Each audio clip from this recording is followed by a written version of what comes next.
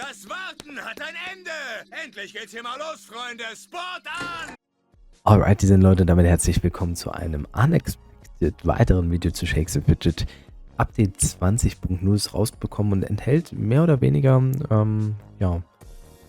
erwartet Features, Änderungen, und die wollen wir uns auch gleich nochmal angucken auf Server 10 EU. Gehen wir mal rein.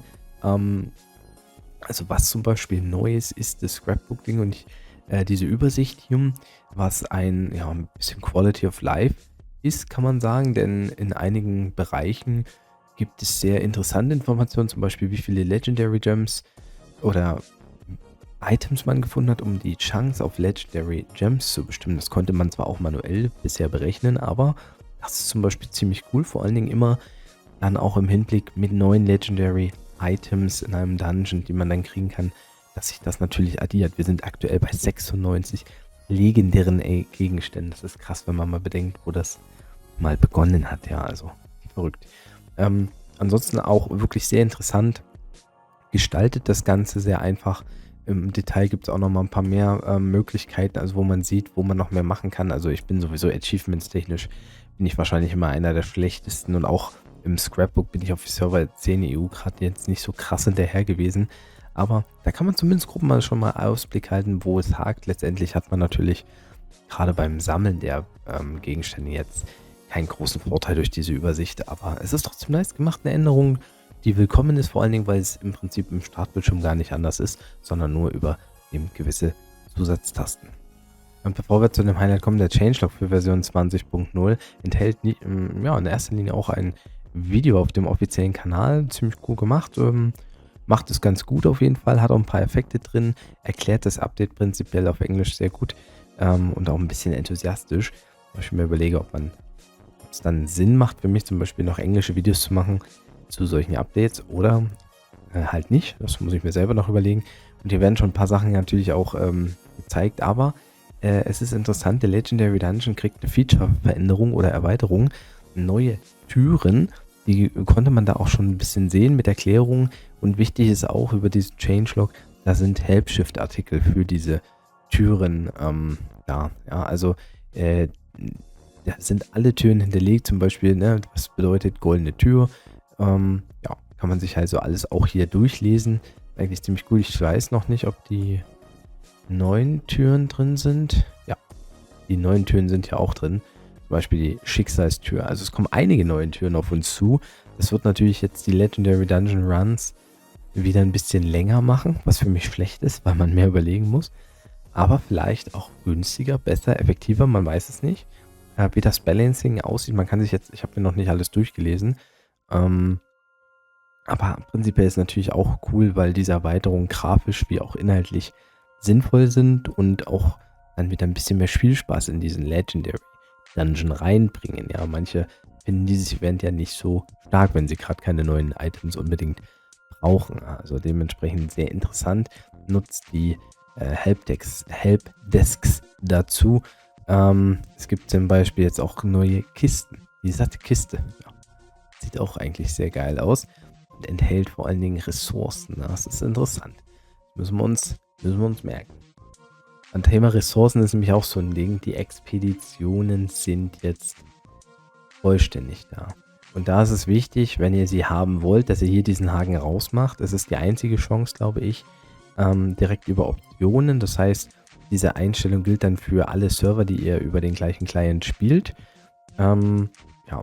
Ist an sich erstmal gut gelöst, kann aber ein bisschen problematisch sein, wenn man eben sagt, okay, ich will jetzt mal einzelne Alu spielen. Aus verschiedensten Gründen kann das ganz sinnvoll sein. Dann muss man halt erstmal mal reingehen und wechseln, und dann wechselt man halt wieder zurück. Fakt ist aber auch, das kann ich schon mal sagen, dass dieser Wechsel jetzt nicht bringt, also die Quests bleiben die gleichen, ja. Die 3 Quests bleiben gleich, und gehe ich hier wieder raus, sind die Expeditionen die gleichen, und gehe ich hier wieder rein, den Haken, dann sind auch die Quests wieder die gleichen. Also da kann man jetzt nicht cheaten oder sowas. Das geht nicht, da muss man schon irgendwas davon spielen. Aber die Expeditionen sind halt extrem heiß, weil man damit eben jetzt auf so einem Server wie Server EU10 Ressourcen sammeln kann. Also wenn ihr das Video von gestern gesehen habt, habt ihr gesehen, was meine Werte sind. Und ich habe jetzt hier schon im Storage Stein voll und auch Holz bekommen. Und einen Großteil durch die Expedition tatsächlich. Ja. Also die Expeditionen hauen extrem rein bei den Ressourcen. Wenn man eine grobe Festung hat, ohne Festungsevent kriegt man dort richtig, richtig fett was weg. Und um das mal zu verdeutlichen, also das Ding ist, ich kann es jetzt nicht zwingend verdeutlichen, denn es ist halt ein bisschen RNG. Ja, es heißt ja nicht, also es kann auch sein, dass ich halt nicht die Ressourcen kriege, die ich brauche zur Auswahl, aber ja, wir können zum Beispiel mal hier reingehen. Es gibt mehrere Gründe, jetzt eigentlich hier oben in die Expedition reinzugehen. Ja, und wenn ihr nicht wisst, welche Aufgabe ihr bei der Expedition wählen sollt, habt ihr hier die Tierlist von Raid Boss Nunu, die ist recht aktuell. Ihr seht auch die aktuellen Logos drin, ne? Das war zum Beispiel die Kuchenquest gewesen. Und auch hier gab es viele grafische Updates, die sehr geil sind, mal nebenbei. Und diese Tierlist, ja, die ist auf jeden Fall, ja, da gehe ich mit. Wenn ihr also die vollen XP-Boni haben wollt, dann ist die Chance bei diesen beiden Quests hier oben am allerhöchsten, bei dem Zombie und beim Pokal. Beim Pokal vor allen Dingen, weil man den halt auch mehrfach generieren kann. Der Zombie gibt halt extrem viele Punkte, wenn man ihn erreicht. Den muss man auf jeden Fall erreichen. Also ihr solltet immer die Aufgaben priorisieren. Und gerade bei den anderen Aufgaben hier unten, wenn ihr ein Bait habt für ein Skelett, dann nehmt es auch mit. Also ich würde ein Bait eigentlich immer mitnehmen, außer es ist vielleicht beim 8. oder 9. Ja, ich weiß gerade nicht, was bei der 9. Ebene oder sowas. Da kann man sich vielleicht überlegen, muss man gucken, wie viele Punkte noch hat. Aber man kann schon ganz schön gut auch mit den Baits ausgleichen, ja. Oder manchmal gibt es ja auch ein paar Teilaufgaben, die mal auch hohe Punkte bringen. Zum Beispiel beim Drachen ist ja der eine Start, glaube ich, ist der Bait ist, glaube ich, wenig Punkte, aber der zweite gibt mehr Punkte. Und bei anderen gibt es sogar bei den ersten ja, recht gute Punkte. Also da kann man im Notfall auch mal ein paar Punkte mitnehmen und die nutzbar machen. Ja, und es ist dann jetzt sinnvoll, also rein von der Tierlist hier auf das zu gehen, aber auch, weil ich brauche dieses Pet. Und das kann nur in Marin gefunden werden. Und das ist jetzt halt auch implementiert worden. Es war mal die Frage wegen den Gebieten. Ich dachte, vielleicht ist das was Neues, aber nein, hier geht es darum, dass die Gebiete vorgegeben sind, um gegebenenfalls Pets zu finden, gehe ich jetzt davon aus. Das heißt, wenn ich diese Quest hier schaue, hier übrigens die Baits, die Baits, die waren vorher schon recht niedlich, ne? Aber das ist jetzt nicht mehr ganz so niedlich, aber es sieht einfach mega geil aus, muss man sagen. Also das ist eins meiner Favorite Designs, diese Baits. Also das haut mich auf jeden Fall vom Hocker. Wir haben hier bei diesem Unicorn das Problem, wir brauchen mehrere Teile. Die geben im Einzelnen zwar auch ein paar Punkte, aber jetzt nicht mega krass viel. Ja, aber hier sieht es schon mal ganz gut aus. Also priorisiert auf jeden Fall die Aufgabe. Oh, das ist halt schwer. Ich bin ja geneigt, diesen Bait mitzunehmen. Ja, das ist einfach geiler Bait hier. Und das mit den Grilled Chicken, was vorher die Kuchen waren. Also das ist auch mega geil gelöst. Jetzt haben wir schon mal 36 Punkte mit dem Bait. Also der Bär sieht nice aus. Und jetzt müssen wir mal gucken. Hier gibt es jetzt halt immer die Ressourcenauswahl. Und ja, guckt mal. 453.000 Holz. Für 25 Alu. 25 Alu. Abenteuer. Ich weiß jetzt nicht, ob man das so rechnen kann. Aber nehmen wir mal an. Doch, es müsste eigentlich so aufgehen, weil ich habe, glaube ich, bei 100 fast 600.000 Steine bekommen. Das heißt, das Dreifache davon sind ja... Also ich würde 1,8 Millionen Holz kriegen für eine 100 Alu-Expedition, wenn ich da Holz auswählen kann. Und 1,8 Millionen Holz mit Rathaus 15, das ist richtig viel. Das ist richtig viel Asche, ja. Also, ja, wir spielen es mal zu Ende. Ich habe relativ viele Punkte. Ich gehe mal auf den Koffer. Hier zum Beispiel, ja. Das ist ja der Drache. Wenn ich den jetzt auswähle, könnte ich aber mit dem Drachen, wenn ich ihn kriege, auch gut Punkte generieren. Damit wäre ich durch. Ich gehe mal jetzt die sichere Variante. Jetzt gehe ich nochmal auf Risiko. Hier gibt es natürlich nur Gold. Ja, oder hier der Brunnen, der gibt halt 8 Punkte. Ne? Das ist locker easy peasy going. Kein Problem. Nehmen wir hier nochmal den Schlüssel, der bringt nichts. Aber jetzt haben wir auch die vollen Punkte erwischt. Also 6 Millionen XP. Ist auch nicht schlecht.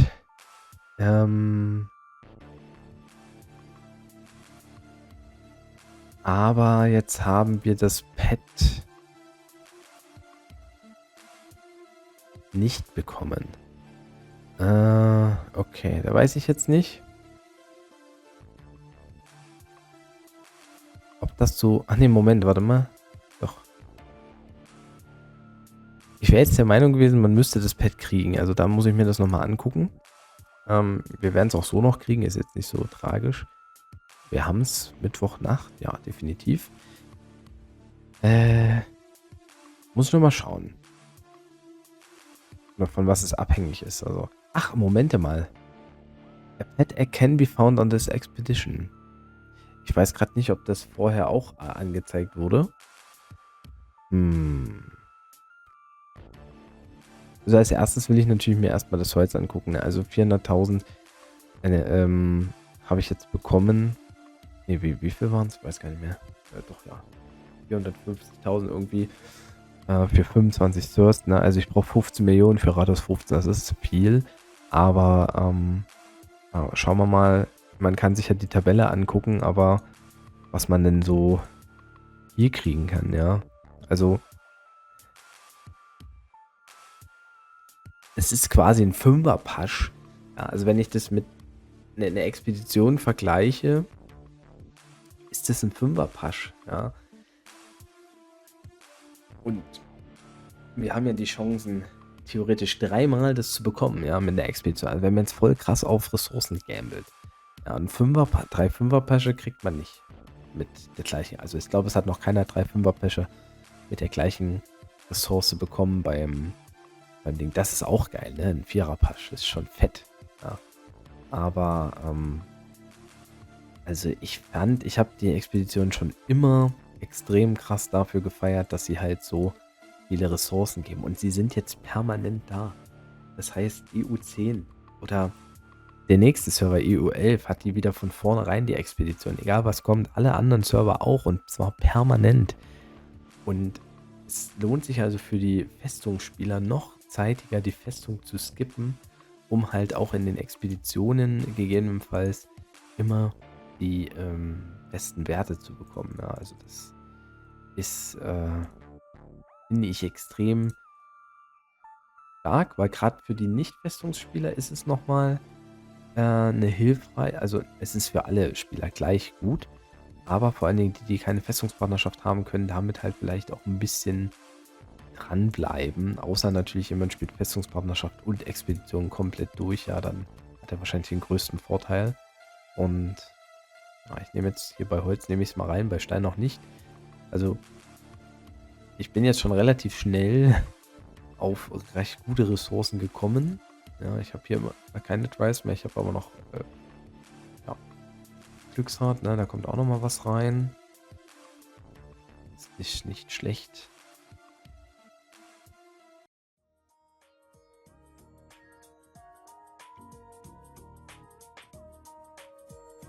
Ich bin jetzt bei beiden knapp unter der Hälfte. Und ja, gucke ich mir das nochmal mit dem Pad-Egg an. Also Toilettenpapier mag ich nicht so doll, muss ich ganz ehrlich sagen. Also allgemein mag ich Toilettenpapier, aber ich mag die Quest jetzt nicht. Aber auch dort kann es ein Bait geben. Boah, schwierig. Schwierig, das ist alles sehr schwierig. Das sind die einzigen Punkte, die ich kriege hier. Toilettenpapier. Ja, jetzt kriege ich natürlich die Hexe reingedrückt. Das macht halt gar keinen Sinn, diesen Bait. Ja, das Schwert könnte man, aber da habe ich 2 Aufgaben. Das ist schon nicht so geil. Sieht jetzt gerade noch nicht so stark aus. Ah, okay. Das Pad-Egg ist also jetzt hier zur Auswahl. Ah, interessant. Dann ist das nicht mehr so stark wie in der Beta. In der Beta kam das ja einfach gedroppt. Bilde ich mir ein. Bedeutet natürlich, ja, jetzt für diese Auswahl habe ich jetzt 75 Alu verbraten. Hätte ich jetzt halt auch gern die Fettfrüchte, also die Früchte genommen, ja. Da muss man vielleicht gucken, ist vielleicht eben wiederum es dann sinnvoller, eher auf die normale Alu zu gehen. Aber die Frage ist, wann kommt denn Marin? Ja, also hätte ich in 75 Alu jetzt Marin erhalten, das steht auf dem anderen Blatt. Also es ist ein gewisser RNG-Faktor nach wie vor drin. Oh Gottes Willen, ey, das ist ja richtiger Mist. Der erste ist okay, der Bait. Jetzt brauche ich aber noch ein Toilettenpapier, sonst habe ich gar nichts gekonnt.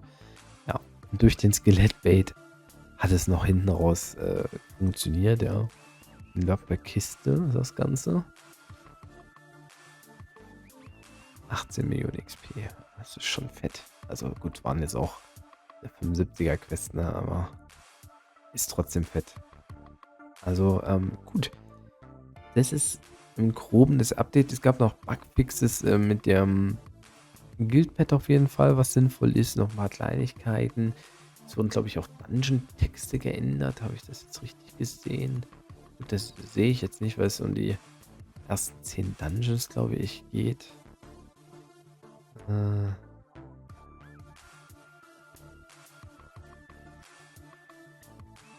Kann man sich nochmal im Changelog durchlesen. Also interessante Sachen auf jeden Fall dabei. Legendäre Dungeon, wie gesagt, mit den Änderungen wird auch nochmal spannend werden. Also eigentlich ein recht gutes Update. Ich glaube, es gab nur ganz kurz irgendwelche Probleme mit Gildenportalen, die nicht richtig gezündet haben. Gab es Fehlermeldungen mit einer Welt, die fusioniert sei oder sowas, habe ich gelesen.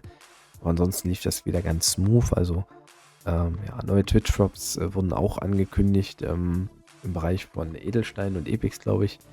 Das ist auch nicht verkehrt. Ja, jetzt wo Dorsa auch auf Twitch ist, wird er hoffentlich schnell die Drops kriegen. Ja. Roundabout echt nice. Also Ostern kann kommen. Osterevent läuft ja auch schon. Das ist ja auch ein bisschen integriert worden. Also alles in diesen... Stimmt, das habe ich im letzten Video auch noch nicht erwähnt. In dem Event-Modus. Die Ostereiersuche. Also hier viele Früchte drin. Extrem viel. Das ist sehr geil. Und ist auch gut gelöst. Und hier werden auch die Expeditionen vielleicht mal auftreten. Beziehungsweise vielleicht in den extra Events auch unter der Woche. Das soll alles integriert sein. Es wirkt alles sehr flüssig, es wirkt alles übereinander sinnvoll greifend und das bei einer ordentlichen Performance. Also, ja, ist ganz geil. Oder was sagt ihr?